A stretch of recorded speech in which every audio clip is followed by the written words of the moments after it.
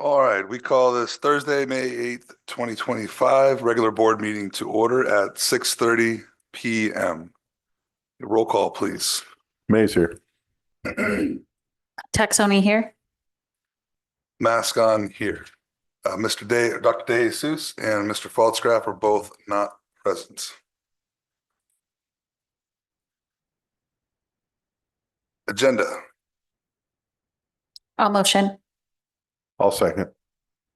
Dr. Sucken. Thank you, Mr. Mascon. There are no changes to the agenda for May 8th, 2025. Discussion. Call the question. May's aye. Taxoni aye. Mask on, aye. Dr. Sackett, any public participation at this time? Not at this time, sir. I get a motion at this time, we will adjourn to closed session, where we may discuss conference with labor negotiators, public employee discussion, discipline, dismissal, release, conference with legal counsel, or student matters. Can I get a motion? I'll move. I'll second. Call the question. May's aye. Brianna Taxoni aye. Mask on, aye. We adjourn to closed session at 6:31 PM.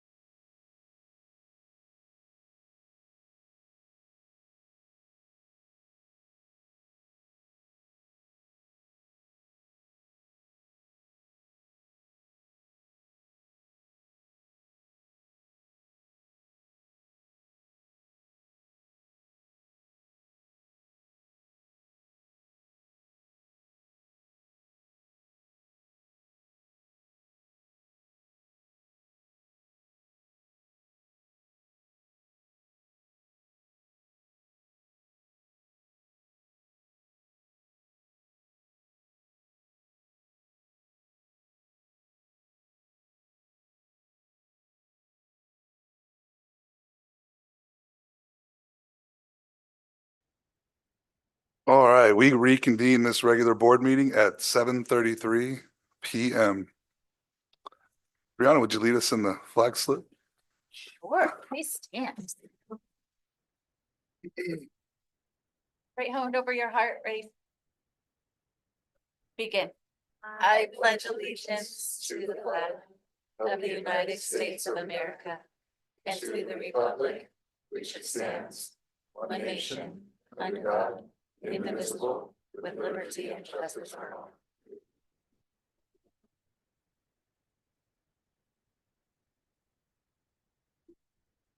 Mr. Faltzgraf, would you please read the civility statement? When conducting the district's business, we will strive to communicate clearly and concisely with respect for the time of others, listen objectively, carefully considering the opinions of others, understand the counterproductive effects of disruptive, demeaning, and intimidating behaviors, understand and respect district policies and procedures, and maintain a respect for the rich history of the district and the efforts of others who have served in the past. Thank you, Mr. Faltzgraf. All right, tonight in closed session, the Board of Education discussed the superintendent's evaluation. The superintendent received a satisfactory evaluation. The superintendent's compensation will remain the same for the 2025-2026 school year as set forth in the renewal of the superintendent's contract.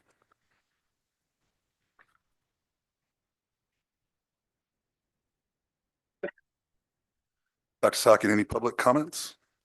Yes, sir, just one.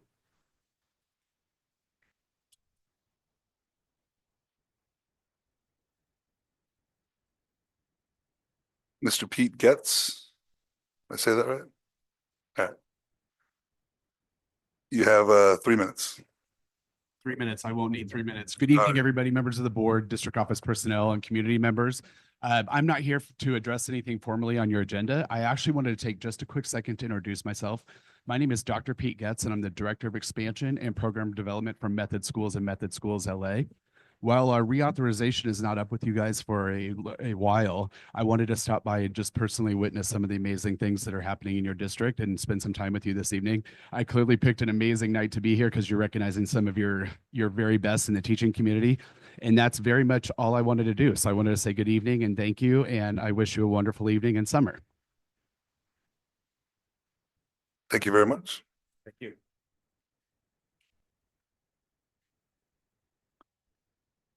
Correspondence, proposals, and reports. ADA representative.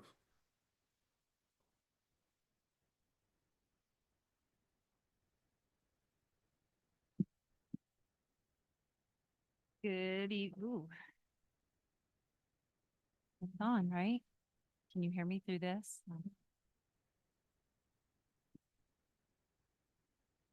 Okay. Good evening, board and community members. I want to acknowledge that communication at Meadowlark continues to be challenging. Many teachers still feel targeted, overwhelmed, and weighed down by micromanagement. Those concerns are real and deserve to be heard. And at this time, our Meadowlark teachers feel like no one is hearing us. At Vasquez, behavior issues remain a top concern among staff, and it's impacting morale and instruction. That said, we are thankful to Paula for taking her time yesterday at the staff meeting to walk us through the discipline policies. That kind of clarity and leadership matters. Let's not forget the inspirational Night of the Stars is coming up. It's a chance to come together, celebrate our students, and remind ourselves why we do this work. Let's keep showing up, speaking up, and supporting one another. Thank you. Thank you. CSEA representative. Nope. Student representative to the board. Good evening, everybody. Today, I'd like to start with Meadowlark Elementary School. Last Friday, Meadowlark hosted their much anticipated talent show, and it was absolutely spectacular. Led by our incredible talent show committee, Mrs. Braylon Fernandez, Mrs. Charmaine G., and several supportive staff, our students lit up the stage with their remarkable talents. We had a packed house filled with proud families, and the energy in the room was electric. It was truly a night to remember and a powerful reminder of how our students thrive with support from our amazing school community. We also recently kicked off our Books for Fun project led by Miss Sienna Taxoni. Through this initiative, every student at Meadowlark will receive free books to take home, supporting a love of reading and helping build home libraries. This project is a wonderful step towards increasing access to literacy and engaging families in reading together. To build momentum for testing, we held a high-energy CASP kickoff assembly where students performed a skit. Staff created can't talk tonight, sorry about that.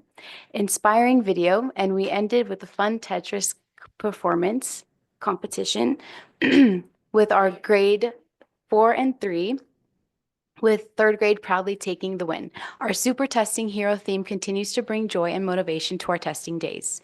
We are also very proud of Mrs. Porter, who recently invited her class families to a Mother's Day breakfast at Black Bear Diner in Palmdale.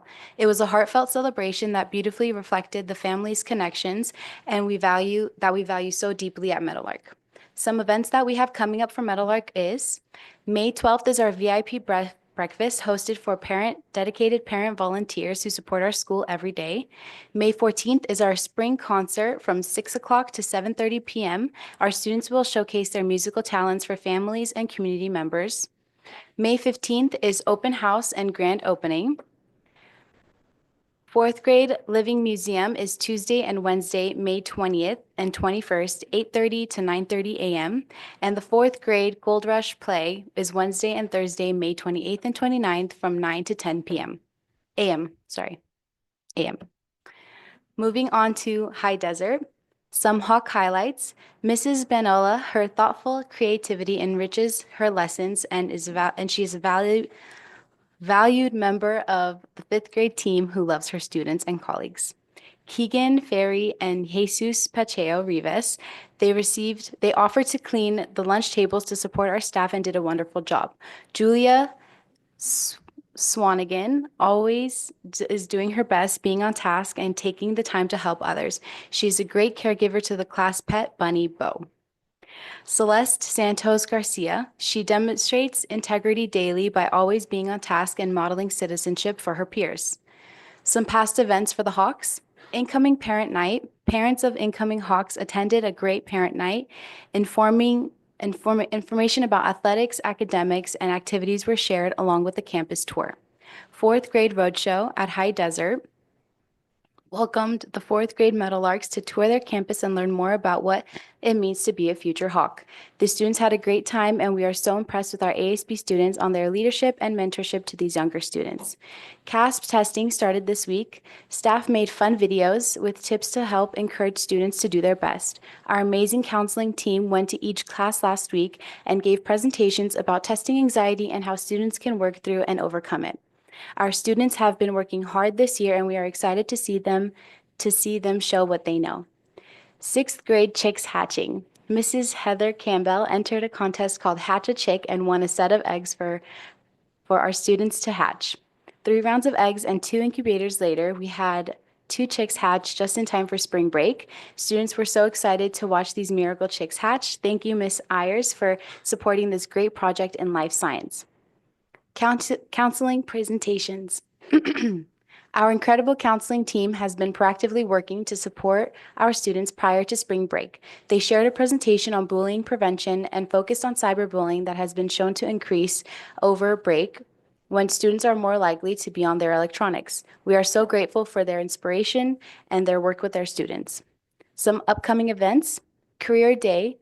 HDS welcomes community members from a wide variety of careers to share their professions with our students during Career Day on May 16th from 8 a.m. to 12 p.m. We invite you to join us to see their presentations. Schools to Watch celebration is on May 29th at 8:30 a.m. Student Showcase and Open House is on May 29th at 6 p.m. High Desert Athletics is wrapping up all of our spring seasons. JV Girls Volleyball is having a blast. They didn't make it to finals this year, but they learned a lot and grew as a team. JV Flag Football made it to the semifinals and is looking forward to playing in the finals next week. Varsity Basketball held their championship games last night. Although we didn't bring home the win, the games were so exciting to watch and our students played really well. There's a group of strong 8th grade students that are interested in basketball entering the high school next year. Thank you to VHS for allowing us to host, and thank you to the coaches, Mr. Rivas, Mr. and Mrs. McWilson, for the time they invested in our students this season. Track and field has their first meet next week. Some campus updates for the Hawks. The mural project started work on Monday, April 28th. Students joined the artists for lessons about how to make career in art, as well as painting the project themselves. The project should be finished next week, and we look forward to everyone being able to see it during open house on May 29th. Moving on to Vasquez High School. Some highlights for Vasquez. State testing and the AP testing have been the topics of our campus. We are happy to report that we have completed the bulk of our state testing and are finishing up some makeups. The VHS counseling and We Care teams, in partnership with Dr. Smith, are leading the classroom presentations on the impact of students' words to promote mental health awareness, positive language, conflict resolution, and a respectful school environment. VHS held a very fun car show on April 12th, put on by the senior class in collaboration with ASB. We had our student-run flag football game, also known as Powder Puff, on May 30th, which had a very nice crowd. And some upcoming events for Vasquez. We have some very special events coming up, like our Night of the Stars on May 21st. We are excited to honor our students' achievements. Some athletics updates. Big shout out to our varsity boys volleyball teams. They absolutely killed it this season for winning their league and getting to go to playoffs. Swimming has come to an end. The last meet had the team once again taking their personal best. We hope to return next season with an even larger team that will continue to grow. Track Heritage League Championship meet stated with a bang. Freshman Ivy Rios won the 1600 and Vasquez swept the podium in high jump. Congrats to High Jump League champions freshman Savannah G, second place Riley Larson, and third Haley Honeke. The 4x100 relay made third place. Congrats Maisie Wershing, Sophia Aguirre, Kaylin Perdomo, and Destiny Sanchez. Riley Larson also won 400 dash and long jump. Ivy Rios won the 100 run. Vivian Schneider led triple jump sweep, and Victoria Haigu was second, and Maisie Wershing was third. The girls shattered the record for the 4x400 relay team and qualified for CAF.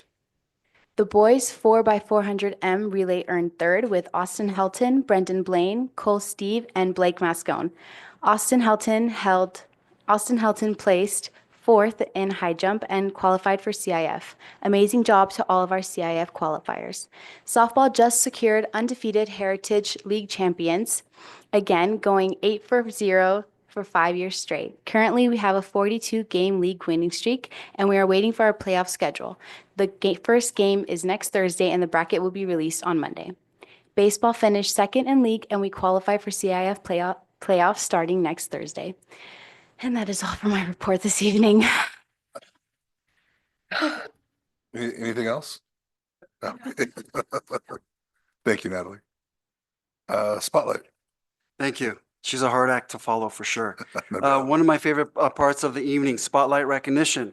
So on behalf of the Board of Education and myself, I extend our heartfelt thanks to our dedicated teachers for their tireless work throughout the year and every single day.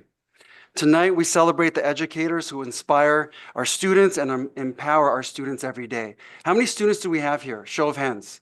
Let's put you on the spot. Be extra kind to your teachers, not only during Teacher Appreciation Week, but every single day, and I know that each and every one of you are. So thank you, students, for being here in support of your family member that's being recognized.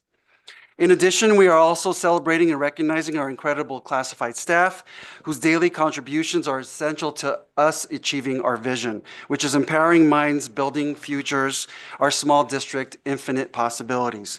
Thank you for your unwavering commitment, classified staff. And Classified School Employee Week is celebrated between May 18th through 24, and Teacher Appreciation Week is May 5th. We're in it this week through May 9th tomorrow. I want to kick off this celebration with Meadowlark and Meadowlark Principal Mrs. Jones to go ahead and recognize her staff and distribute certificates. Then we'll follow with Vasquez, then High Desert, and we'll conclude with our district office classified staff. Mrs. Jones, few words.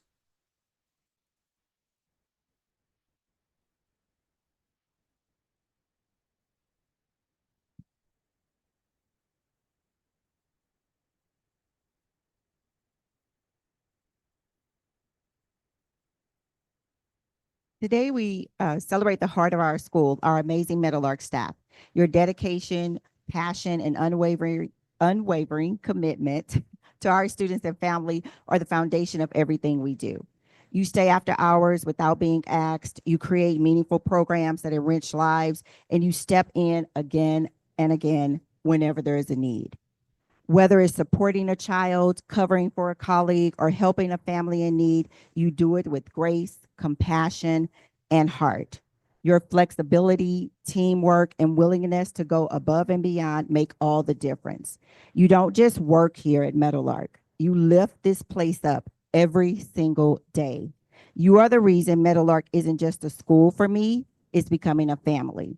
From the bottom of my heart, thank you for your incredible service, your spirit, and your incredible heart. I appreciate you more than words can say, today and every day. You make Meadowlark shine. Our certificate. Help me out. Dana Haley,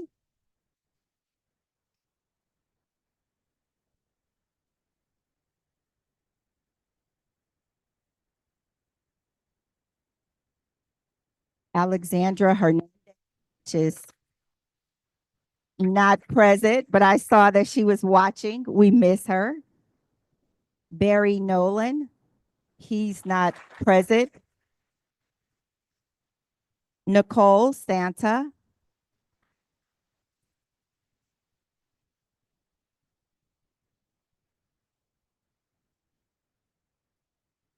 Gabby Graber, Gabriella Graber.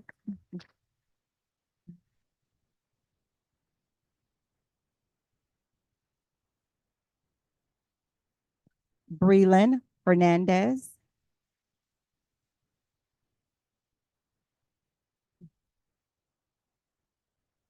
Robert is not here. Robert Serrano. Janet Bogilski.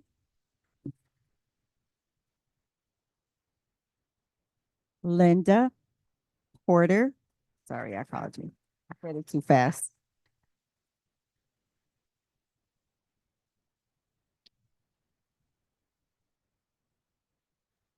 And Edeling Ventura.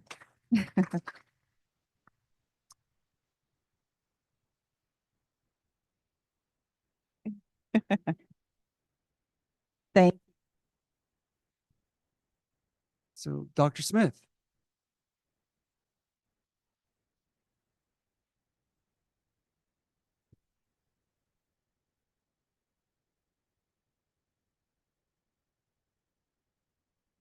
All right. Well, good evening, Raina Smith Vasquez. Now, I have to say that maybe this is probably the hardest task that I've ever been given. We have to sometimes write 100-page reports, and that's nothing that compared to turning in only 10 names. So we have such a, wonderful staff. And I can honestly say that this is the hardest task that I've done. So these people are shine, and I just want to share just a little bit about each one to tell you how we all feel about it. So let's start with, actually, I'm not going to say very much about our Christina Wagner Teacher of the Year because I'm sure she has a lot of thunder coming up. So I am not going to steal it today. So she's our Teacher of the Year. She's not here. And I don't see Dr. Justin McWilson, but this is his first year as our SPED teacher. He is just phenomenal. I mean, so flexible. He's not here today, but congratulations. Also out of town at a graduation, but Mr. Sheldon Sparks, he's the everything guy.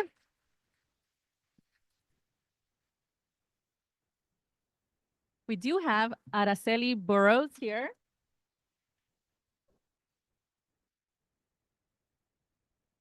And she's our EL staff member, so compassionate, just works so well with our EL students. We have Maria Ortiz. She's our resource assistant, and I can safely say you're a huge resource. So flexible, so positive, just love working with you.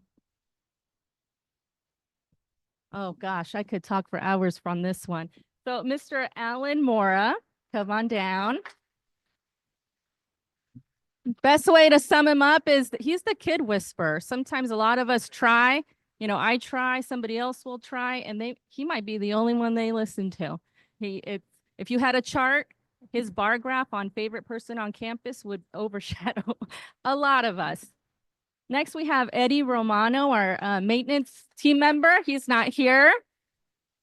Very hardworking team member. We have also our secretary, the person that runs that school, and that's Miss Shiloh Villaseñor.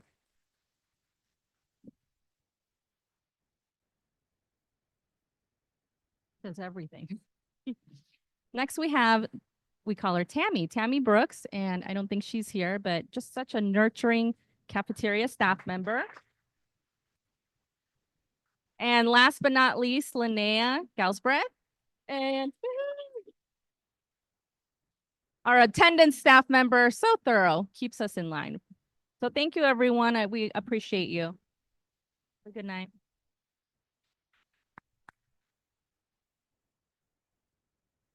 Mrs. Van Ornum?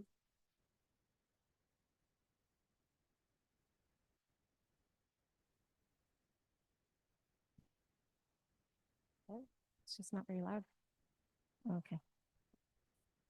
What? Oh, did you use my teacher voice? Okay, I'll use my teacher voice. So I have to say, I am really proud to be the principal of High Desert School. Developing our Hawks family over the past 4 years for my position has really been a work of the heart. And I think that you can see that in all of our staff. Every single one of our staff wants to be at a middle school, which is rare. So we're doing something right if people want to be there and the kids want to be there. And so I'm just really proud of all that we've accomplished. This year, our theme is anchored in achievement. And all of our staff members have really bought into that. And we're really focused on making sure our kids excel and that they exceed our expectations and what we expect of them. So in typical High Desert fashion, all of our staff members that being awarded tonight will receive a Medal of Honor coin. The Medal of Honor core values are throughout everything that we do. And so they'll each receive a coin because they represent all of the core values that we have at our school. So with that, Miss Maria Gonzalez is our custodian on campus. This is her 19th year as our custodian. So she has spent a lot of time at our school, takes great pride in the school. And she's so shy. I tried to convince her to come, but hope maybe she's watching us online. She was like, I just can't. So she's cleaning our school right now as we're celebrating her. So when you see her, say thank you. Mr. Juan Hernandez, he has been our maintenance staff for the last 3 years and does a great job, takes great pride in the school. He is now working at Vasquez, but I did still want to celebrate him for all of his years of service at High Desert. He's not here tonight because his baby is in the process of being born. So hopefully we'll be seeing some baby pictures before tonight's over. Next is Odalise Lomeli Lovo, or Liz, as we call her. Thank you. Thank you. So Liz is part of our supervision staff and has been there the length of time that I've been there. And I am so excited for how she's really flourishing this year as a leader on our campus. We've had some turnover and she is now the veteran and she's taken that and really excelled at it. So I'm really proud of all the work that she does with our students in special education and really the whole campus. Miss Chelsea Labello. So she's not able to be here tonight, but basically her story is she was started as a parent volunteer. She loved it so much and was bored at home, I guess. So she became an instructional assistant. Now she's our library aide and she's taken the library to a whole other level with our students and is really starting to bring a love of reading back for our kids, which I'm excited about. So, yes. Next one is Miss Janet Olson. Janet Olson is our special ed instructional aide in the self-contained class with Miss Acuna. She has seen many special education teacher go through that classroom.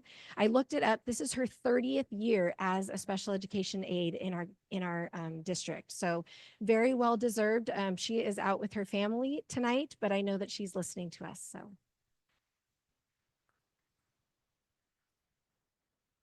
Next up is my right-hand person, Miss Heather Campbell.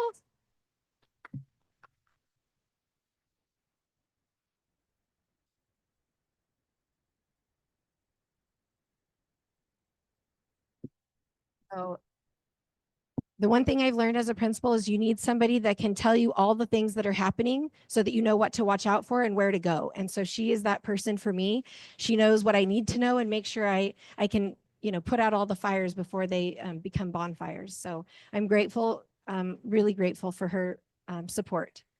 Next up is Miss Monique Ortiz.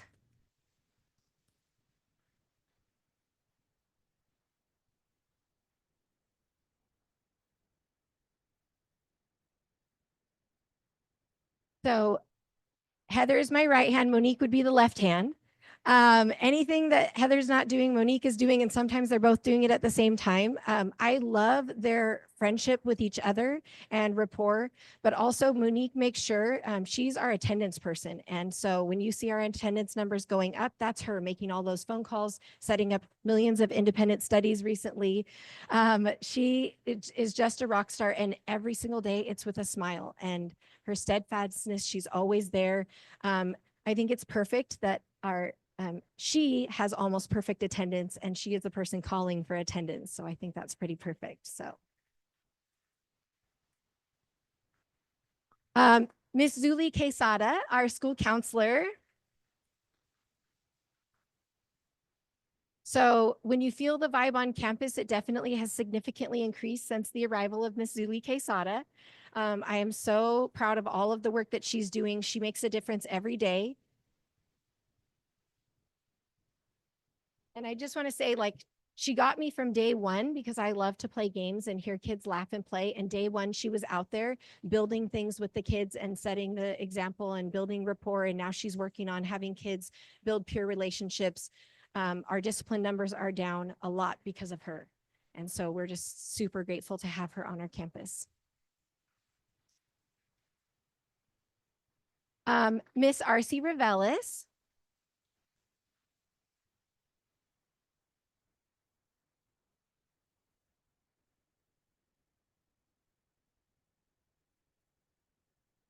And RC started out as a long-term sub, and then Meadowlark stole her for a little bit, but we stole her back as a permanent teacher. And now she went from literally from sub to permanent teacher, and now she is the lead mentor of the 5th grade team a year later because she's that phenomenal. We are so grateful for everything that she does in the 5th grade team.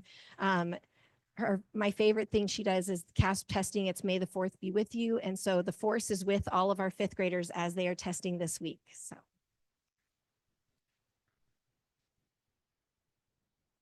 Miss Nicole Acuna.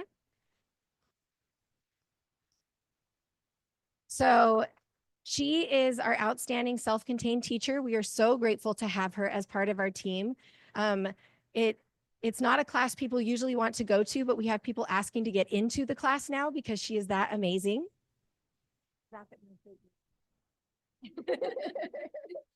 But we are so grateful for her, and it was a fun story. Her son, I had to call her as a principal, and she was teaching at another school, and we were talking about restorative practices. She loved everything so much, she applied for the job the next year and came and taught with us, even though I had to call for discipline. So, but Eddie's amazing still, and so is Nicole. So we really appreciate her being on our campus, and she's even serving as our SPED chair now and really heading up the department and making a difference across all the campuses. So she's amazing. Miss Gina Botten is our next one. She is at her daughter's choir performance tonight, and so she's not able to be with us, but she is our stellar PE teacher. She was an APE teacher. Now she's a PE teacher and an athletic director. She coaches dance force. I mean, she does it all. And my favorite thing is she just wants to bring out the best in all of our students. So I'm really grateful. And if you can imagine, she has 313 students on our campus because she sees everybody. So we're so grateful for her and all of her support. Miss Denise Seymour made it. Yay. She was at paint night tonight, so we were stalling a little bit.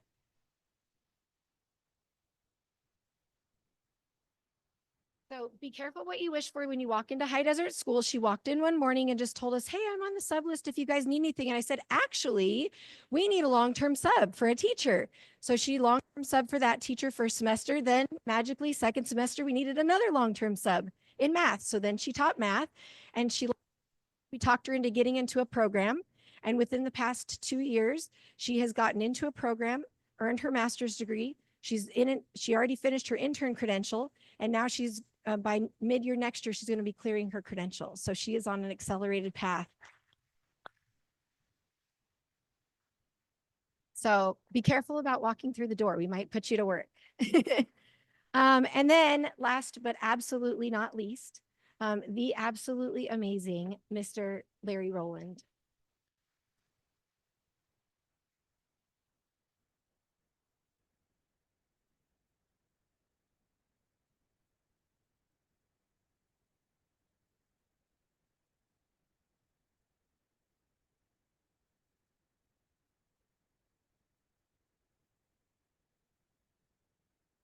I'm trying to talk. I could write you a book on all the things. So I just want to celebrate the little things, and I'm going to try and say it without crying, but Larry and I have taught together for the last 22 years. This is year 40 for him. I can't imagine 40 years of teaching, and I can't imagine somebody that has never stopped growing. Every single year he adds new tools to his tool belt. We have an instructional program called Eludo. He has 30,000 points, which is like 280 hours of professional development that he did just because he wanted to. And he wanted to learn more and know more for the students. And he's a little competitive. Nicole Chen tried to beat him a couple of times, but he had to make sure that didn't happen. But just every single record, he's into physical fitness and rowing. And so he just celebrated his 2 millionth mile in rowing. I can't even imagine that. So you name it and he does it, and he always has to do it exponentially. Every single thing is done with the most thought and the most care, including everything for his students. And the work that he does with students every day is nothing short of a miracle. We were talking about scores the other day. The 6th grade has the highest. There were fireworks when 6th grade scores went off at our meeting today. The work he does just is beyond measure. And I am so grateful to have spent so much of my career working alongside him and to call him my colleague and friend. And I know many people are grateful to call him their teacher. And as he wants them to call him their friend as they become adults. And I think he has a whole community of friends that are Hawks, but also are community members. So thank you, Larry Rowland.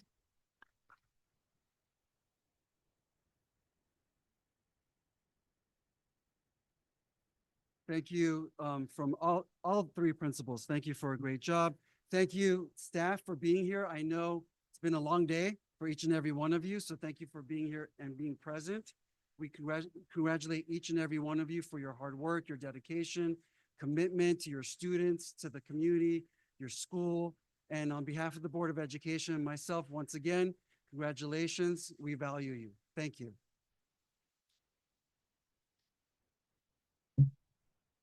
And speaking of value, our classified staff here at the district office itself, they go above and beyond. They wear multiple different hats. I know we have a union rep here in terms of job descriptions. Sometimes they go above and beyond in their job description itself. I'm being completely honest, because there's so many different things that need to be addressed and supported and service for the school sites, because we only exist at the district office for the schools. So the following individuals are excellent in terms of what they do. Our staff is excellent, but these individuals I want to go ahead and recognize. Some may be here, some might not be here. Miss Maria Romano.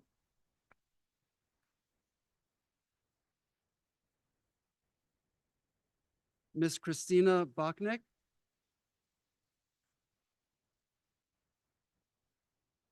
Miss Amy Frank. I worked them too hard and they're not here. Miss Christy too. I think I saw Christy.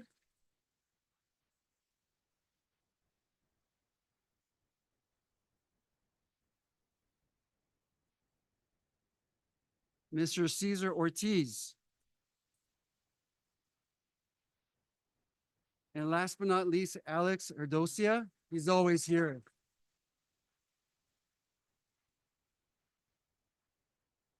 And that concludes Spotlight. Thank you, everybody.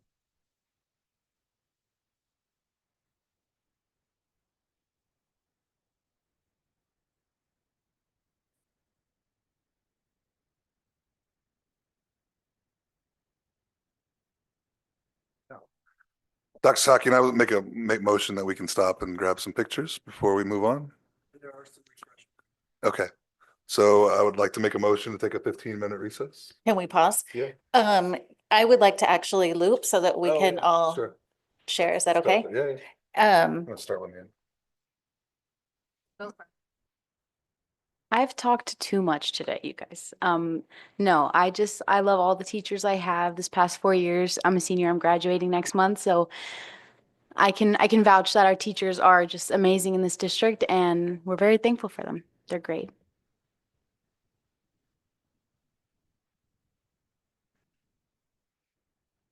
Again, thank you all the teachers, all the staff. You're a critical part of our kids' education. So thank you all for being here. One of my favorite things about being a board member is to watch student success and then also support those that support our students. So this is one of those days where we get to honor those supporters. And so many of those names, I could go on and on. As Michelle said, there's just so much to say.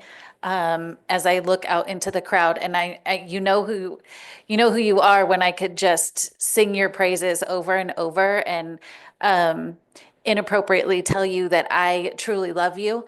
And thank you for doing what you do. And to the faces that I don't know, you're obviously doing incredible things for our kids. So to new and old and growing and contributing, thank you so incredibly very much. And thank you, Dr. Sahakian, for bringing all of these people here, because this is really fun. This makes for an incredible board meeting and a great way to support our people. You're our people. So thank you very much for doing what you do. And to some of you, I love you.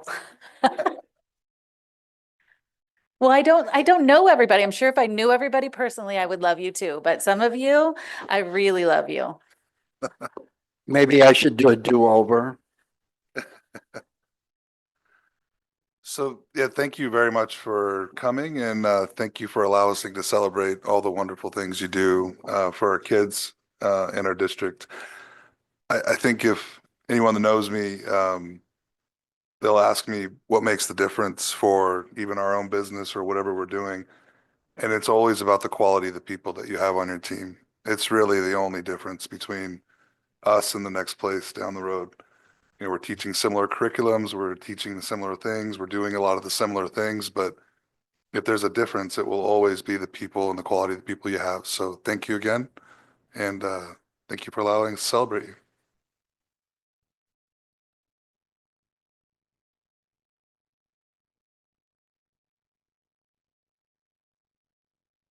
I'd like to make a motion to take a 15-minute recess. I second. Call the question. DeJoy and I. Balls, you're off, aye. Mays, aye. Taxonomy, aye. Mascot eye. Please come up so we can get a picture with you.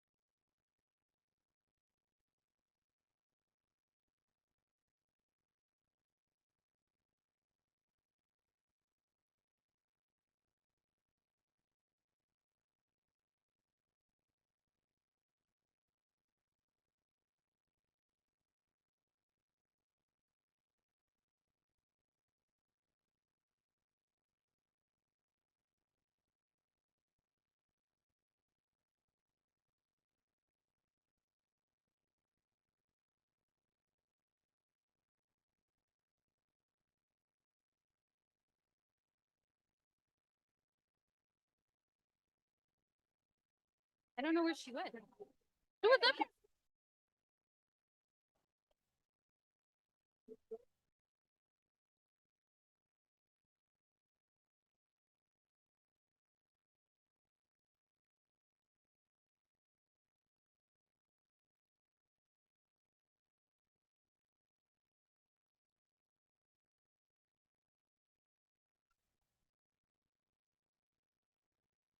You know how I go on.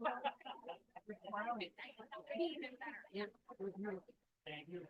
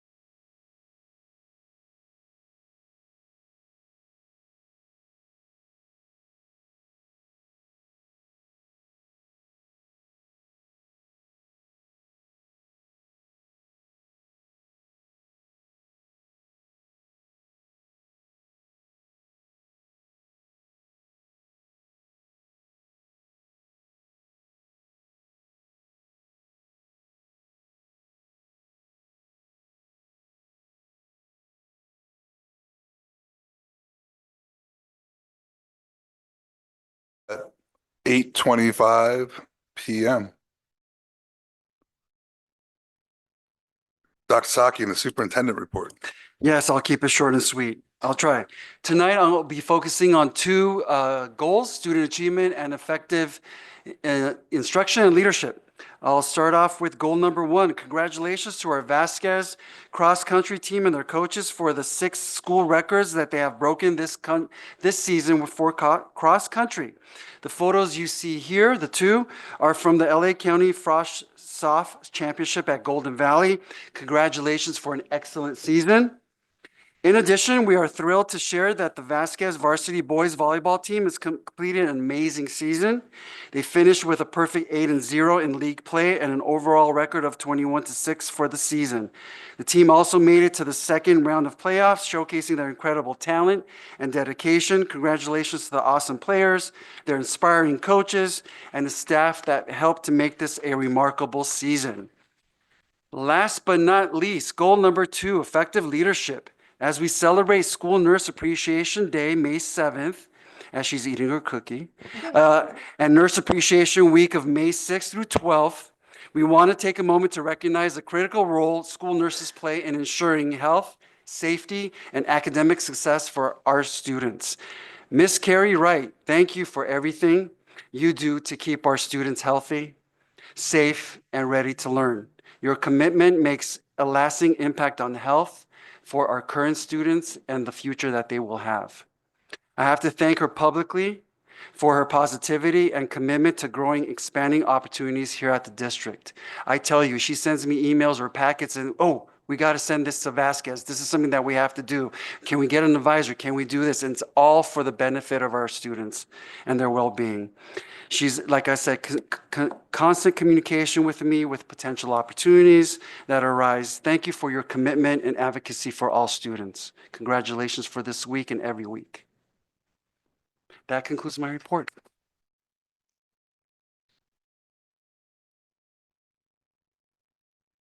Facilities and Finance Subcommittee report. On our meeting on April 29th of the Facilities and Finance Subcommittee, we asked for an analysis of power outages. There was 8 power outages over the last 5 months. We did ask for a backup generator quote, which came out to almost $600,000 plus a $3,500 a year cost to maintain it.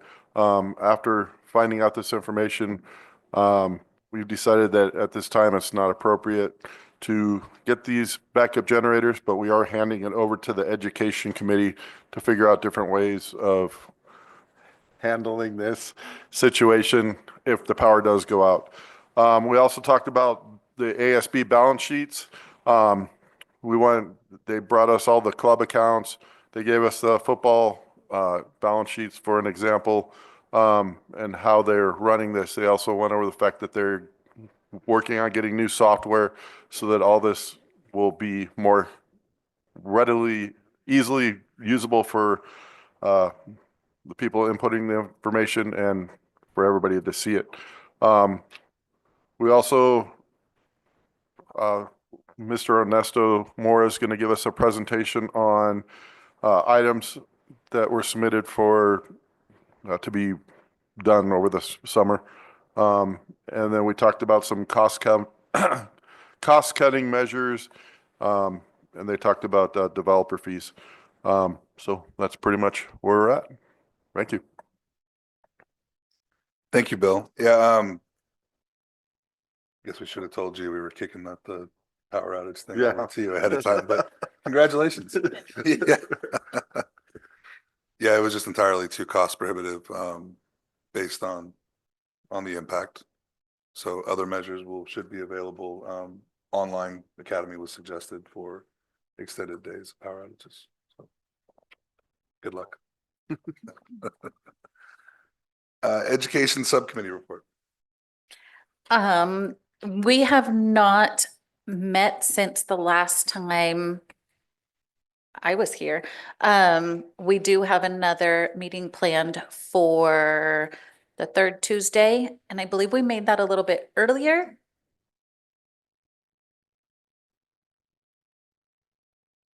So we meet at 3 o'clock now instead of 3:30 to give us more time before the Facilities and Finance Committee. So we meet at 3, Facilities and Finance meets at 4. And we will be discussing plans for future power outages. There you go. Oh, you already had that on your agenda.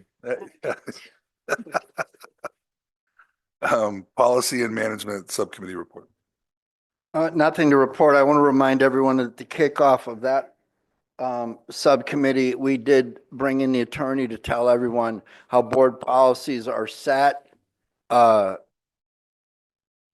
going on here? Adopted and maintained. And we got into depth about expulsion and suspension policies. And I ran the attorney through a scenario in which I could take a child that has an IEP or a 504 and turn it into a $2 million lawsuit just like that, and then divert the responsibility for the results of that off to the individual parties who don't understand what federal law means. So if you have any questions about that, the library, I think, is on the district website. So feel free to watch that video ad nauseum. And then if you have any questions and you don't understand it after that, contact me personally, please. Thank you. The next time, our exciting topic is going to be proper conduct of volunteer and visitors on our websites. Because if you can't do it on the campus, stay on the website.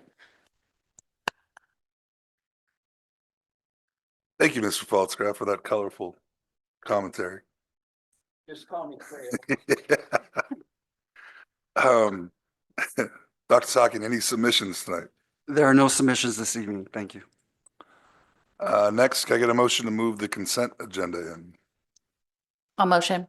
I'll second. I want to pull the warrant register very badly. Dr. Sakin will pull the warrant register. Can I get a call to question for items B, D, E, F, G, H, and I? DeJillian, I. Falls, your FI. Mays, aye. Brianna Taxoni, aye. Mask on, aye. Consent agenda, item C, Mr. Faltzgraff. Could you please put that up on the big screen? I want to see page 4.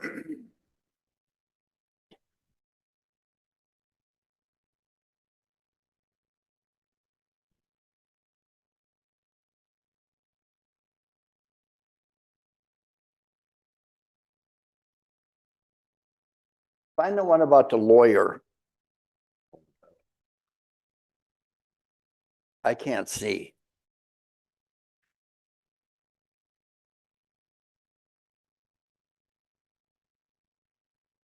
Where is it? Yeah, it's warrant number. A bunch of zeros, 221245532. Yeah, there it is. Could someone explain to me what this is? Dr. Sakin? Anyone? Yes.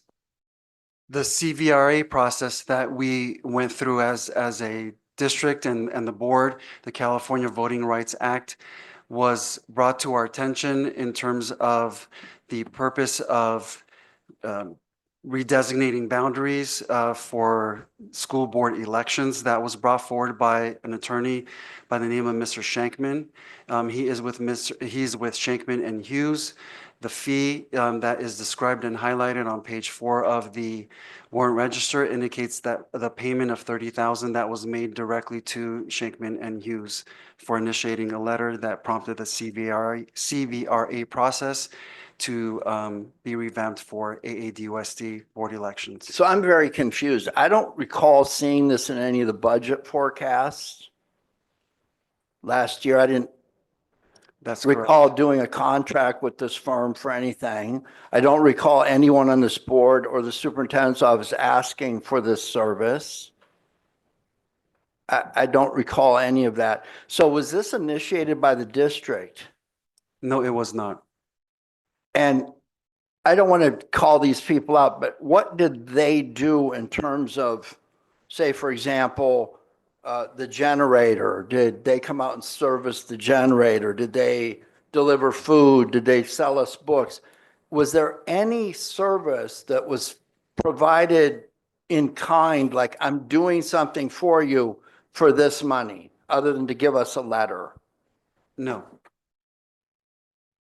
No. no. So I'm in the wrong business. So in other words, I send you a letter, I get $30,000. Okay, so now can someone tell me about what it cost to do this work on our end? Does anybody have any estimate of what the legal fees were to be responsive to this? Our legal counsel is with AALRR, and that's something that we're going to have to go ahead and provide a summative in terms of the cost for our legal counsel and the exorbitant amount of time that they put to walk us through. There was a demographer that was actually hired. The demographer had to be paid from the district as well. So there are some costs that are involved. So this was also, we could figure out how people in the community could vote. Correct. Because I don't guess that they didn't know how to do that before, because obviously not, because I'm sitting up here being your prime example of that failing. But other than that, this is where your money goes. Any cost estimate on what it would have cost to say, you know what, go pound sand? Tell me about Palmdale or just anybody that, or Santa Monica. Let's go with the $6 million one. Those who have received letters to readjust their voting process, if there was an appeal that was pursued, many have actually lost the appeal based on the CVRA requirements that have been mandated by the state. And for some cities who have appealed, such as City of Palmdale, they have lost and paid millions in fees. Wonderful. Okay, that's plenty enough. Any other comment on the warrant register? Nope. Call the question. DeJillian, I. Fallsgraf, no. Mays, aye. Brianna Taxoni, aye. Mascon, aye. Everybody catch what just happened there, right? Item 9, personnel report. Can I get a motion? I'll move. I'll second. Dr. Sockin, Thank you. There are no changes made to the PAR report for this evening. Thank you. any comment? Call the question. Fallsgraf, aye. DeJillian, I. Mays, aye. Brianna Taxoni, aye. Mascon, aye. Item B, memorandum of understanding, CSEA chapter number 473, bus drivers. Can I get a motion? I'll move. I'll second. Dr. Sockin, Thank you. So not only we take care of our seniors, there are charter buses for Grand Night, which is May 29th, something to look forward to. So if this MOU is approved, the district shall compensate our district bus drivers from the end of their regular shift through the return of the charter buses for the Vasquez Grand Night trip, which is again May 29th. And this MOU is for Grand Night only in terms of the compensation for bus drivers after their shift. discussion? Any comments from the association? And that would be CSCA. No. Thank you. Call the question. DeJillian, I. Fallsgraf, aye. Mays, aye. Brianna Taxoni, aye. Mascon, aye. Subject C, declaration of need for fully qualified educators. I'll move. I'll second. Dr. Sockin, Thank you. I'm going to go ahead and refer to Ms. Jackie Erdrich, our wonderful HR and People and Culture Director.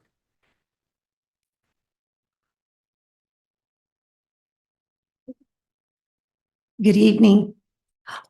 So this is something that we have to do every year, and we send it then to LACO and to the CTC, and this is saying that we have a need to hire teachers. That's all it is. Thank you. Discussion? Call the question. DeJillian, I. Falls Graph, aye. Mays, aye. Brianna Texoni, I. Mask on, aye.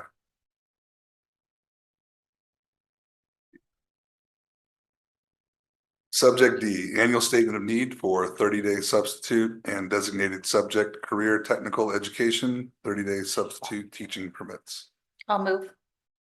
I'll second. Dr. Sakin, Mrs. Erdrich, please. So again, this is something we do every year, saying that we need to have substitutes available for when our teachers are out ill or at professional development. So again, this is for LACO and the CTC. thank you. Thank you. Discussion? Does this cover IEP times? Yes, because if Thank we you. need a substitute to cover the general education teacher or the special education teacher, yes. Thank you. Call the question. DeJillian, I. Falls Graph, aye. Mays, aye. Brianna Texoni, I. Mask on, aye.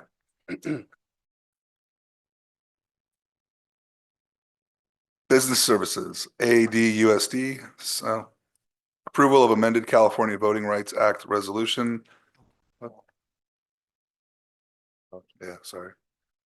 Actually, item 10, Student and Education Services. School Plan for Student Achievement, SPSA, Meadowlark, High Desert, and Vasquez High School's first read. Okay, Dr. Sakin? thank you. Sorry. As a first read, thank you to the sites for preparing the SIPSA, the school plan for student achievement. It takes a lot of work. It's a community effort at each and every school site. I see one of our charter principals just nodding their head. They know the work that goes into this. The content includes for the SIPSA, and it's not limited to school vision and mission, student performance data, school performance data overall, the school goals moving forward for the forthcoming year, as well as school budget to make sure that the plans and the goals move forward as they're supposed to. So, thank you. Discussion? Dr. Sakin, is this something we could ask the principals to present to us at a board meeting? Absolutely. Yes. Do we need a motion for that? No. I would make a motion for that. Can I get a second? I'll second. Call the question. DeJillian, I. Falls Graph, aye. Mays, aye. Brianna Texoni, I. Mask on, aye. Thank you. That's noted. Item number 11, approval of amended California Voting Rights Act resolution number 2024-25.15 and election code section 21130 disclosure report. President, I'm going to abstain from any discussion or consideration. Understood. Can I get a motion? I'll move. Second. Dr. Sakin? Thank you. So in communication with our legal counsel from AALRR, Mr. Wankart, he did indicate to me that the LACO staff has asked for an amended resolution to add information, including statutory language that took effect recently, so that the information will not have to be presented to the county committee orally at the public hearing. So the amended language is what you find in the attachment for item 11A. Discussion? Dr. Sakin, as we've done in the past, can we include everything, all the historical documents, as well as this and put them together somewhere? Yes, we could go ahead and just upload all of that information onto the website. We could put it under the superintendent's link. I know previous board agendas do have all of the artifacts and documents as an attachment for any CVRA related board agenda item. Thank you. Call the question. DeJillian, I. Abstain. Mays, aye. Brianna Texoni, I. Mask on, aye. Subject B, ADUSD Summer Projects 2025. Get a motion? I'll move. I'll second. Dr. Sakin? Thank you. First off, I'd like to thank the opportunity to present at subcommittee meetings. We appreciate this new platform, this vehicle, to really move agenda items forward, to have in-depth discussions of pertinent issues that relate to policy, to education, as well as to facilities and finance. And summer projects, like discussed during the update by Mr. Mays and Mr. Mascon, is one of those agenda items that we took took really careful look at to really present information that comes to the board that's really funneled and really concise. And with that, we'll have Mr. Mora, our Director of MOT, as well as Kai Nguyen, our Assistant Superintendent for Business Services, present the Summer Projects 2025.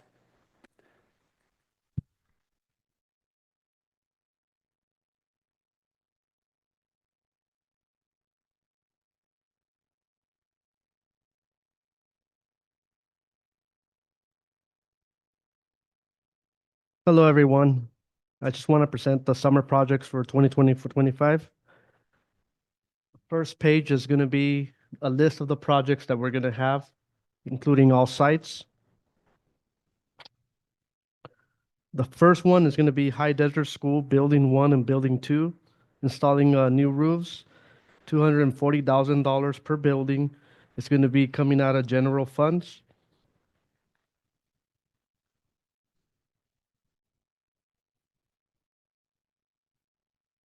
Going to Vasquez High School, shade structures. Mr. Moore, before you move on from this Yes. one, could you just discuss a little bit about the age of those roofs and, what's been done so far to try to keep them? So we've from been leaking? patching the roofs every year.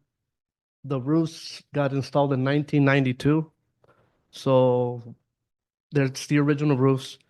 They're outdated. They need to be upgraded. We're gonna have to start from scratch, remove everything and put brand new roofs on them. Because we have a lot of leaks on those buildings. Thank you. At Vasquez High School, we're gonna put shade structures. It's gonna cost $160,000. It's gonna come out of developer fees. And it's gonna be installed in front of the Mustang. I met with all the students from the ASB, and I was talking to them, and they decided where they want them. A lot of them wanted them along the buildings, but we cannot do it there because it's a fire pathway for the firefighters to go through. So the center of the campus, that's where it's going to be located if it gets approved tonight. Now we're going to Metal Arc Elementary. We're going to do a landscape and painting of all the portables. The same thing, those buildings are original since they built the site. The paint is looking really bad. It's time to paint all the buildings and make them they're going to look pretty again, like brand new. It's going to cost $130,000 and it's going to come out of general funds. There's a picture of the buildings the way they look right now. And your pictures don't show the dry rot at the bottom and all that stuff. So No. the pictures look a lot better than it Oh really yeah, does. no, they're a lot. Right. You can see a lot more, especially in the back. Yeah. Now we go to the district office. We're gonna do the repair 2 carpets, install brand new ones. It's gonna cost $20,000. It's gonna come out of developer fees. The district cafeteria, we're gonna install a sink there. It's gonna be $7,000.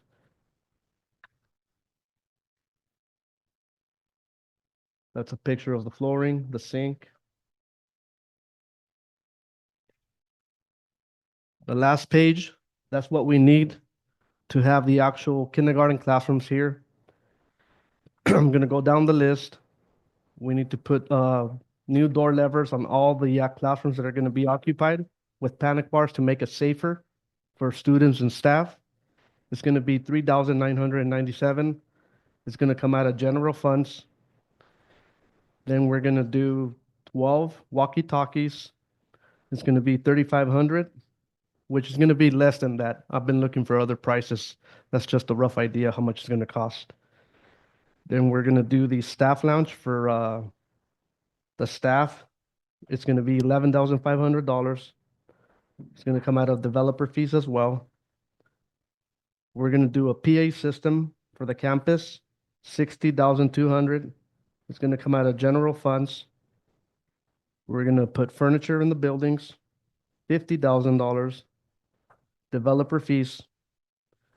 Then we're gonna put data drops for the classrooms, $1,200, general funds.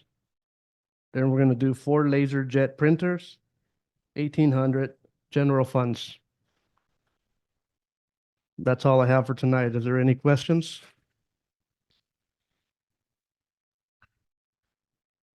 Thank you, Mr. Mora. One thing, all your numbers are budgetary numbers at this point. You are trying to, Yes, Get I'm still reduced. working on Okay. getting quotes.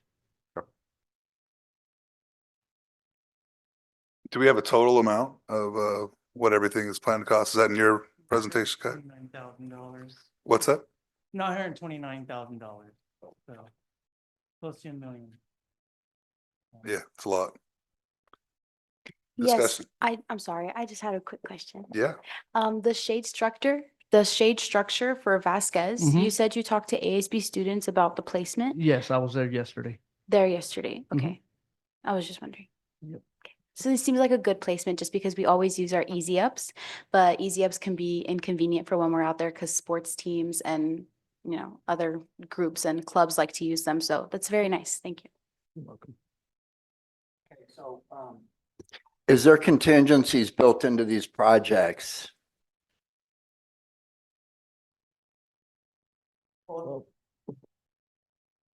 It's an estimate and there are flexibilities where, to answer your question, no, there's no contingency cost additions to it. But if there's, like, if it's cost more, then we have to look at other means, whether it's our additional funding from the general fund, or we can use developer fees. Okay, so my suggestion is when you're finalizing contracts for the work, unless this is going to be internal work, set a limit on the contingency for cost overruns. Before I make any other comments, this is what the subcommittee work was. I fought for a really long time to make this happen. And it's a way for people to understand need and identify need, and for staff to be able to come forward and be able to say to us and the leadership, this is what we need, it's documentable, and we have to prioritize it. I'm going to, in my board member comments, talk about the reserve and what that means and why we've been stingy with it. But what I want to hear from now is the subcommittee, the finance and facilities subcommittee, and I want to hear your recommendation because this is your work. Yeah, thank you, Mr. Faltzgraf. We had many meetings over this, including, full site walks of all the campuses. And we really wanted to put together, a list of items that in particular were going to prevent us from continuing to educate our kids.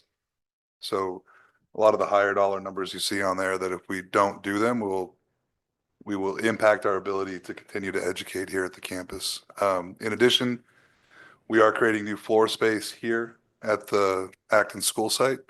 So there'll be 3 new classrooms available, or however the education subcommittee would like to use them. That'll be fully functional, ready to go here on this campus here.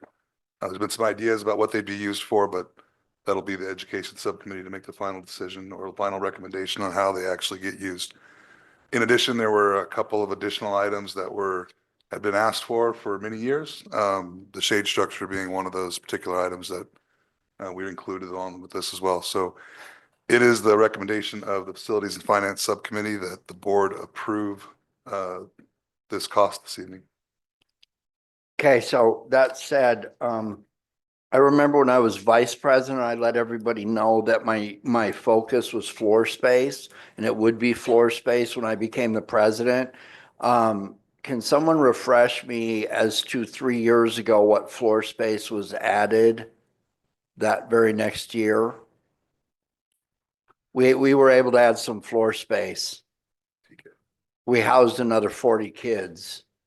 Does anybody remember? Yes, we're talking about the Early Childhood Learning Center, Little Owls, here with Okay. TK and pre-K. Okay, so have we not increased our attendance for the past 3 years? Enrollment, yes, has gone up.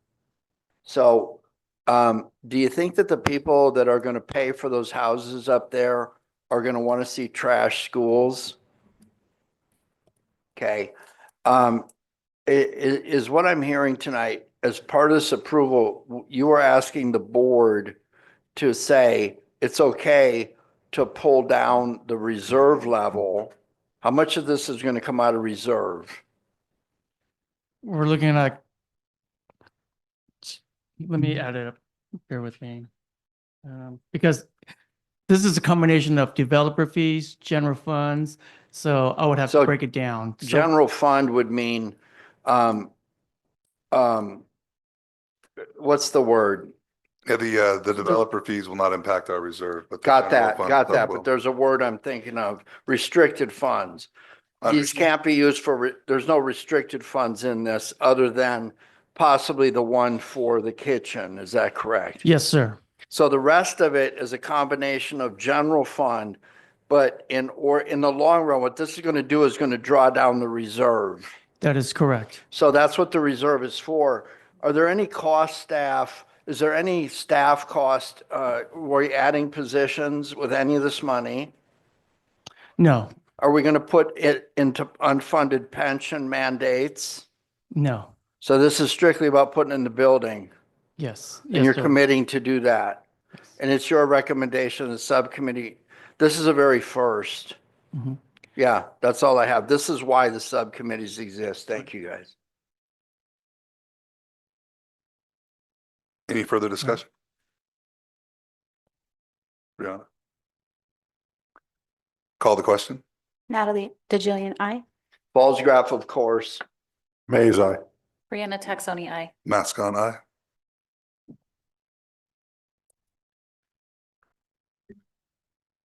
You have a lot of work in front of you, Mr. Moore.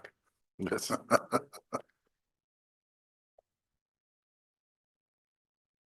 Subject C, Acton Agua Dulce Unified School District 2024-25, second interim letter from LACO. Yes, so recently, Business Services, Mr. Nguyen, he had the opportunity to present the second interim report to, of course, our trustees, to the AADUSC community. And on April 11th, we received a positive certification from LACO. There's only three options, either a positive certification, unqualified, or negative. We have a positive certification once again. Mr. Nguyen, any comments? Basically, this letter from LA County Office of Education summarized what I presented to the governing board regarding the second interim, that we will meet our financial obligation for the current and the 2 outer years. Thank you, Mr. Nguyen. Any discussion? About this. Go back to the first page, please. Deficit spending. They're warning us of deficit spending. Do you know of anyone that hasn't been warned of deficit spending in the entire world that you know of? Just anyone? No. Anywhere?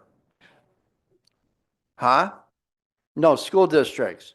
So this is the County Office of Education that tells us what to do because we can't figure that out for ourselves.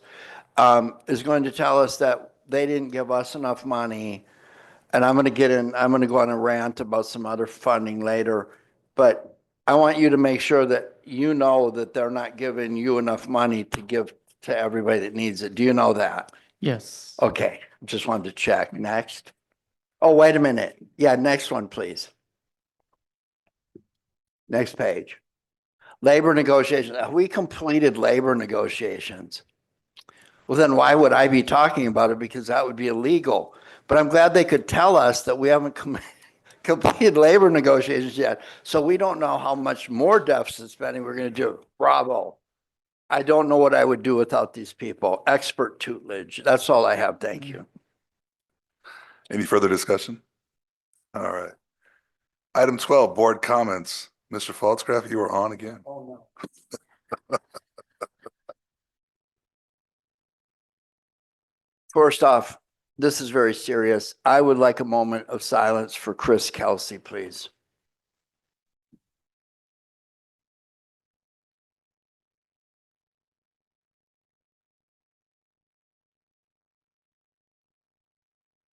I've just set a world record for me not talking. Chris Kelsey was on our playgrounds, mainly at Meadowlark, for years and years and years. And I don't know how many kids that she was able to say, hey, don't treat each other like that. She was a character builder and she was a very calm and kind person to both of my children. And she has passed and we have suffered a great loss. Tammy is saying hi to her, I'm sure. All right. I already talked about the discipline policies. Watch the movie. I ran the lawyer through the worst special ed possible scenario, short of tying my kid up in a classroom. I won't talk about that tonight. These are $1 million lawsuits. When you drop the ball on discipline policies, kids end up in out-of-state private placements to the tune of, I don't want to say that numbers. So you know what? I should say the number. That way I can be sanctioned by the board and ask for a public hearing so I could tell everybody what happened finally, but I won't. Funding cuts. Oh, wait, I want to talk about this one first. Listen, if I'm 15 years old and I want to buy cigarettes and booze and vaping products, do you know anywhere in town where I can do that? Well, good. Give me their name so I can have Kendra, who still looks like she's 14 years old and who's going to do some time with the DA's office, arrange a sting operation so I can take your liquor license, I can take whatever vice you're selling, and I can shut you down and run you out of town. You are on my radar. If you are some business in this town that's selling the stuff that ruins my kids' lungs and livers, I want you done. Spread that around. They're going to be there. I'm dug in on this one. You know what that means. If you know me, oh God, please pray for these people. I don't want you selling that stuff to minors in this town. It is my moral and civic obligation to see that you do not. Do we have a subcommittee that talks to the local sheriff? Yeah, the Policy and Management Subcommittee. I'm on that. Can you put that on the agenda, please? And please invite the sheriff or somebody, anyone. It's okay. You can hate me. I like it.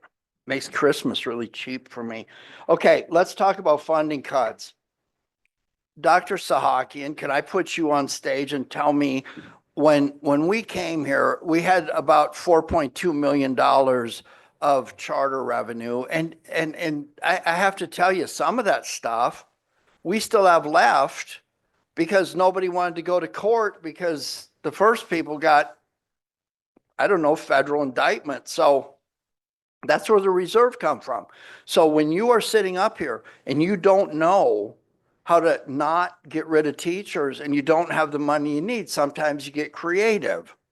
So I didn't like that kind of creativity. I was taking packs of cigarettes down to the people that were indicted while they lied to me right there. But here comes Dr. Sahakian. He gets $4.2 million in a federal grant. So you want to tell us what happened to that money now? The grant for the mental health demonstration, the mental health demonstration grant that was put forward by the U.S. Department of Education is a 5-year cycle. And recently we received a letter indicating that the grant cycle is going to be cut short. Is it 5 years now? No, we have another 2.5 years left on this grant. That's nice. Okay, go ahead. And so, we have our social workers that are funded through this grant. And the letter indicated that the scope of work within the mental health demonstration grant does not align to the philosophy of the new administration, White House administration. And so we have an appeal process that's in place. We're not the only district or agency being impacted, and we are going to make sure that we do everything that we can possibly to run the grant through its entire life cycle and make sure that we do that with fidelity and our students receive the supports that they need. Okay, back to me. These grants came along because when COVID hit and somebody decided to shut down all the schools, I don't want to get into all the politics and the masking and vaxxing and people wearing Viking helmets sitting up here. I don't want to talk about any of that. I want to talk about our town. I want to talk about, you know, what we do with the money. But anybody knows that as soon as COVID hit, everything shut down. Two lawyers filed simultaneously at the exact same minute, the exact same lawsuit in California and in the state of New York, which that scope of a lawsuit turns into a federal lawsuit. And what it did, it had the effect of claiming that every student in the United States who had an IEP or a 504, anything protected by IDEA or any of the title fundings, was not going to receive FAPE. So you think about that. All the kids who were used to sitting with a speech language pathologist or a counselor or any of that in order to support their exposure to curriculum, that's what education's about, suddenly were robbed of that. And that's a violation of federal law.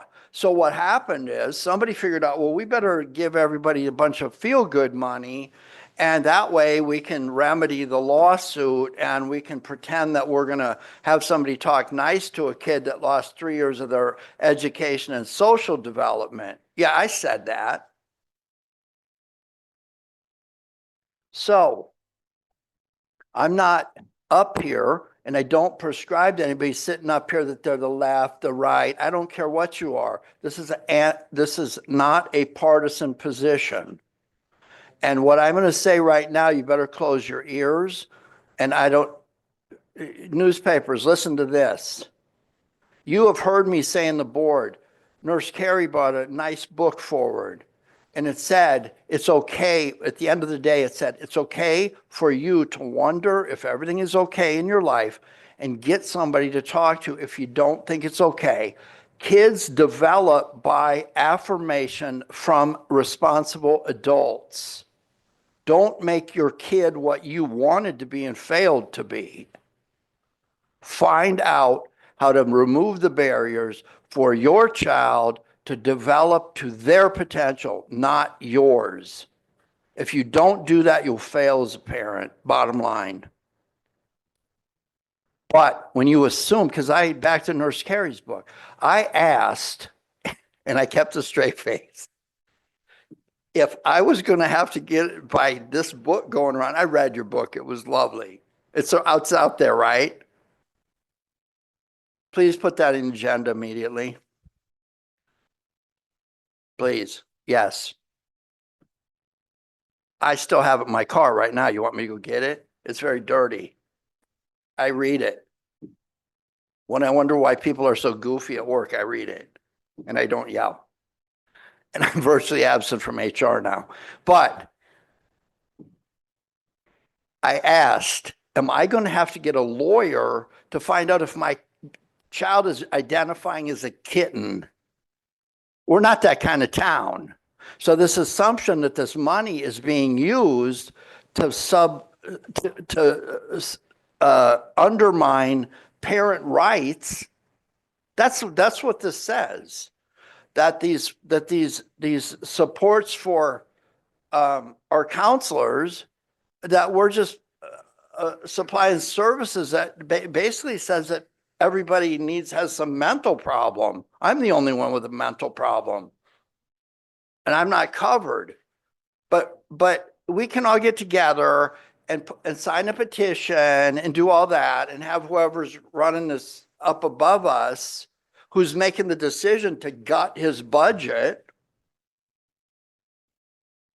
Okay, so here's what I think, unless somebody's lying to me. These funds are being used to help kids access further education. Is there anybody that doesn't think that that's what's happening with these funds? So we're giving people, this is unorthodox, but kids, if you know, just yell it out. If somebody is watching out for you and they're using whatever they see to see that you're struggling a little bit. And they can use these systems to gain access for you or find out that I'm not picking you out, but I mean, it's your sister's fault, blame her. So if I pick you out and I pull you off to the side and they say, hey, can you help out your classmate here? That builds community. There's counselors. There's all kinds of good things going on here. I'm also interested in the development of life skills. I just gave you a perfect example of one. You helping your little brother is a life skill. Family building is a life skill. Do you know how many people self-medicate or are chronically underemployed because they wonder if they're okay? That's what I think is happening this money in the district.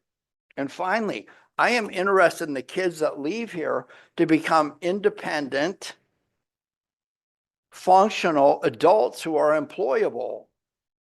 Do you know what that means? If you're one of my kids, it means you're not going to be on my couch when you're 24 years old playing video games. But I don't know what that means to everyone else. But I would really like it if the education subcommittee could look at this and start bringing me numbers. We have to protect everyone's dignity. We're not up here to say, we help this kid with special education. You should help. But I need some framework put on this. So when we finally get the attorney to write a letter and say, this is bullshit, I need people up there saying, this is what this program and its funding means in our district. And I want specific examples. I want number and data. And I don't want this to be some feel-good crybaby. You stole our money and we're harmless. Hopeless. We just committed $1 million for the first time to make sure that that gentleman back there finally gets his buildings the way we want them. I'm going to have to dig into the general fund reserves to make sure that this program continues.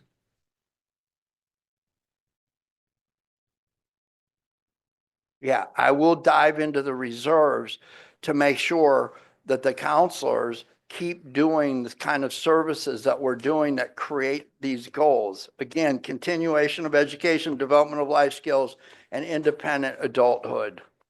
That's what I want. Other than that, everything's just wonderful.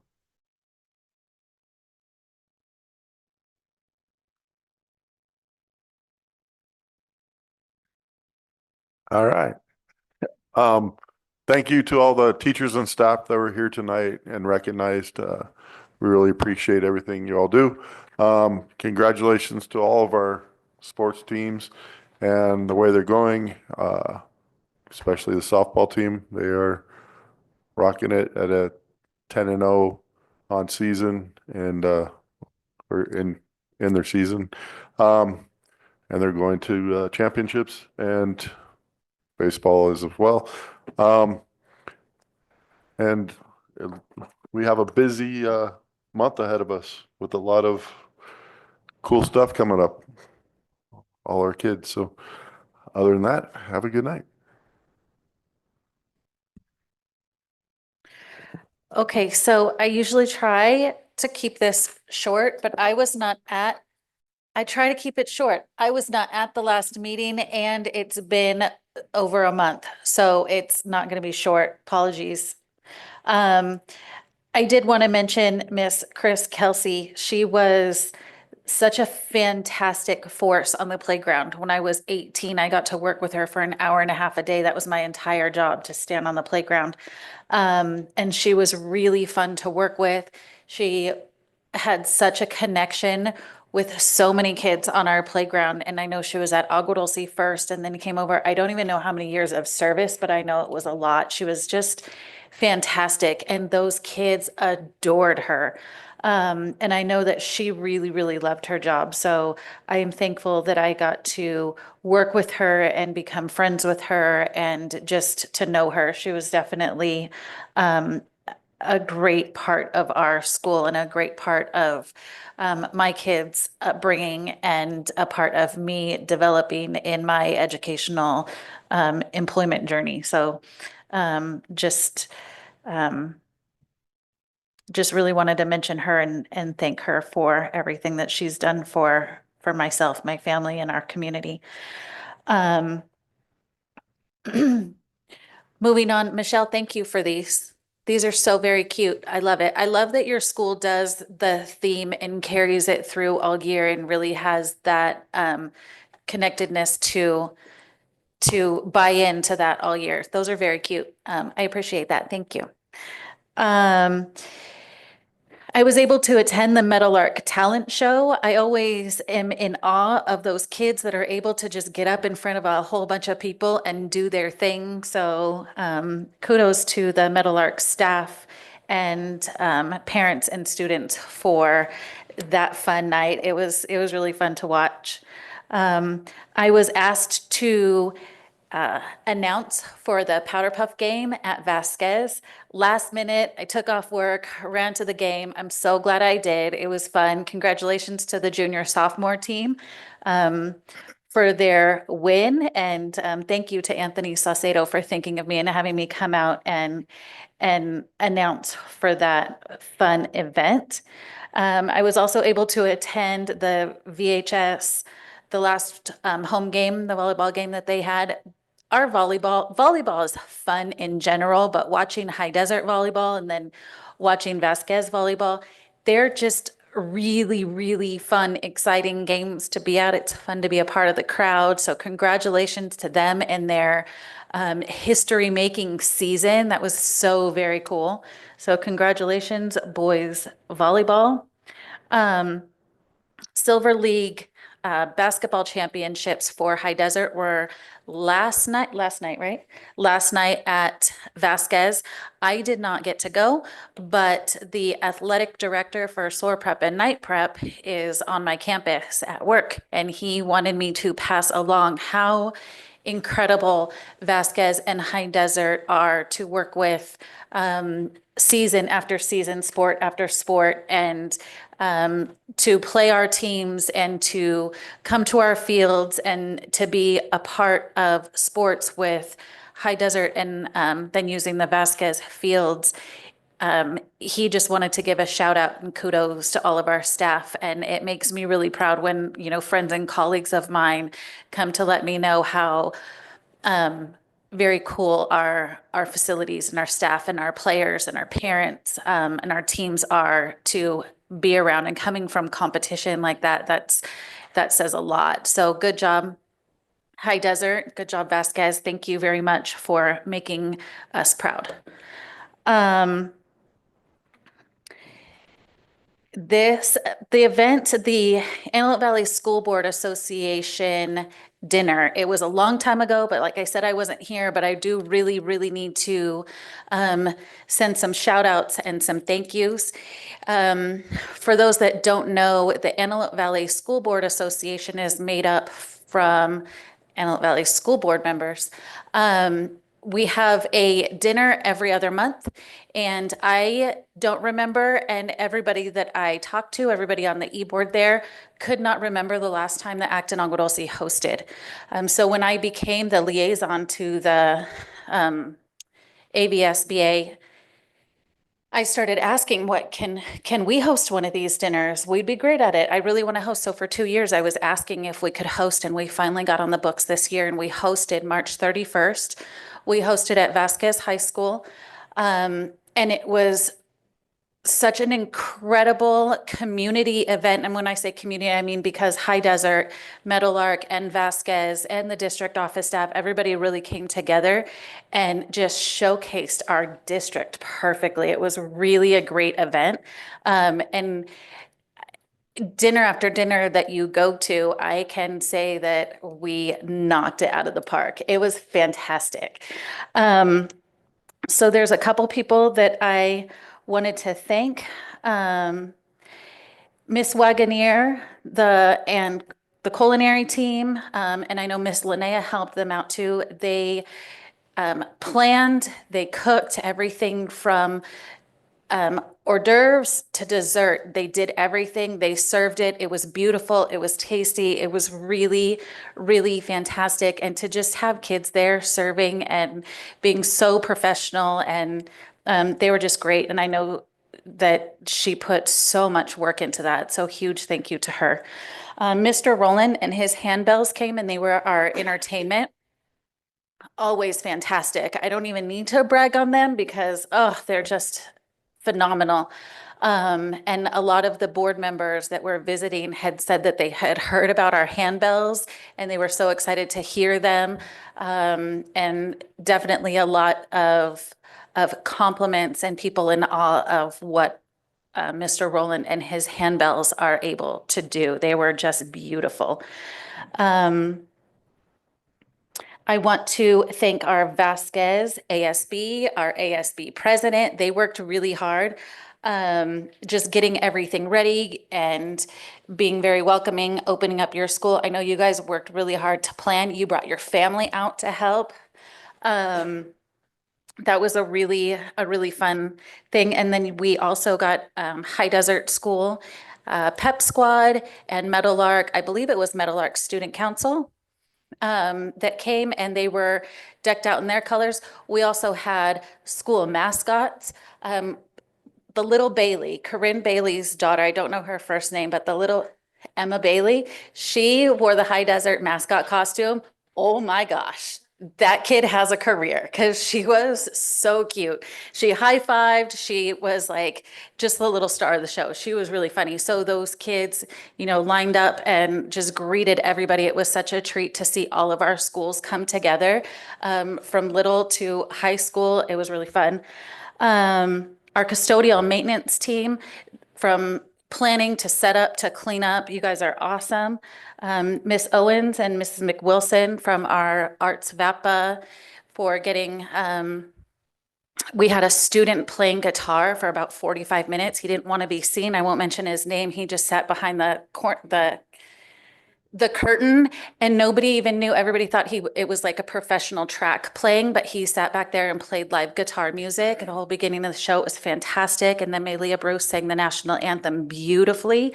And the art on the tables came from Little Owls on up, and it was just beautiful. They just really added such a cool personal touch to every single seat. So thank you for that.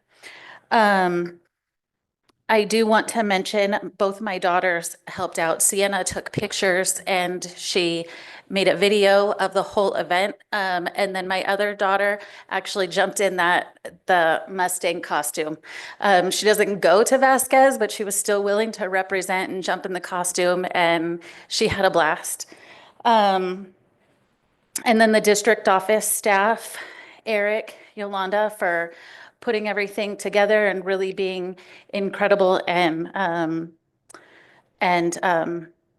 helping to organize everything and really being the voices of everything that was being put together.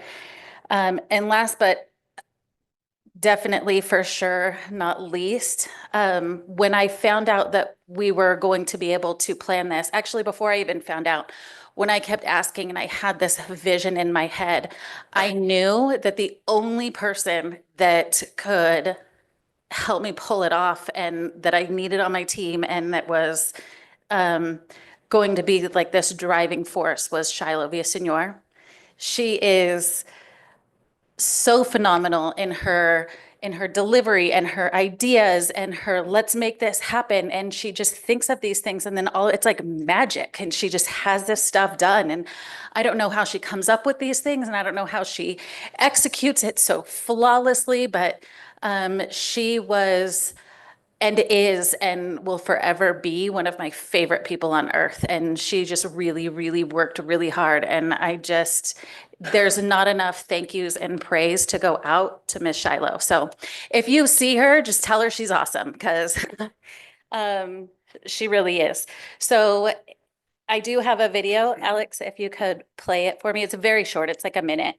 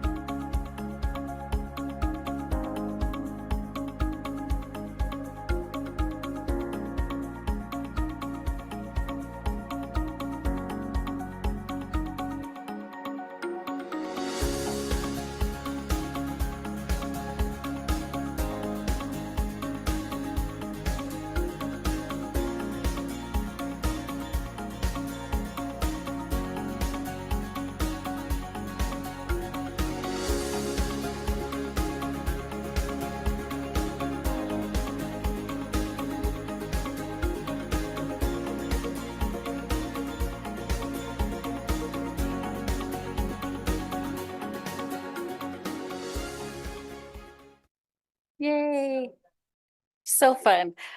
So my daughter made that video. High five to her. And that's the end of my board comments. See, short and sweet. Way to set expectations on that. I'll try to be short and sweet, not in her style, but in my own. Just to reiterate what Mr. Falscraft was saying about the grant that we are being informed that we may lose.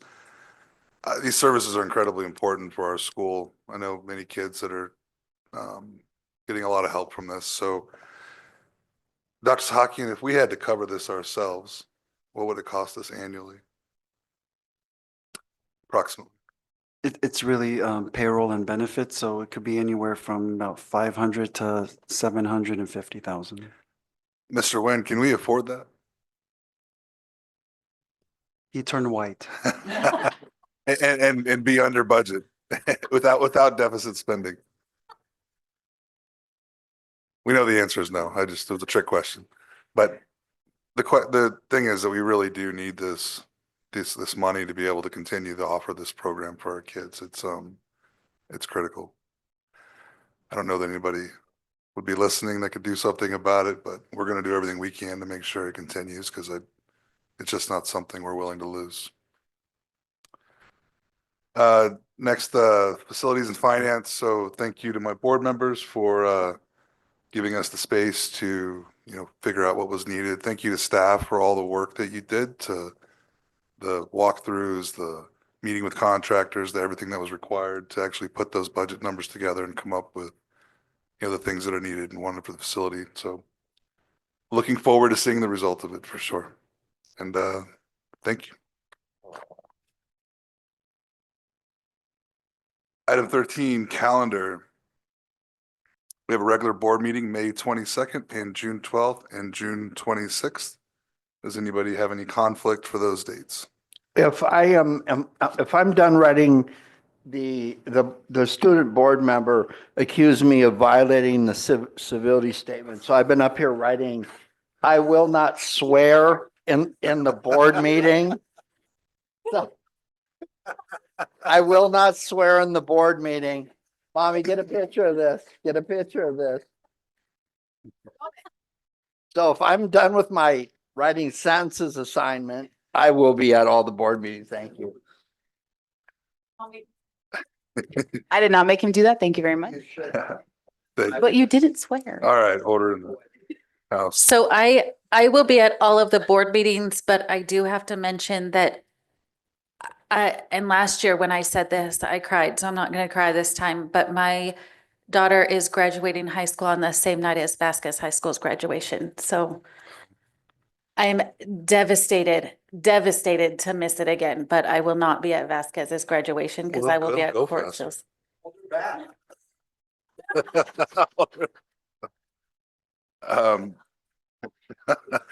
I'm going to move on before we disrupt it anymore. So item 14, future agenda items. So it sounds like we are going to see an additional presentation from the principals.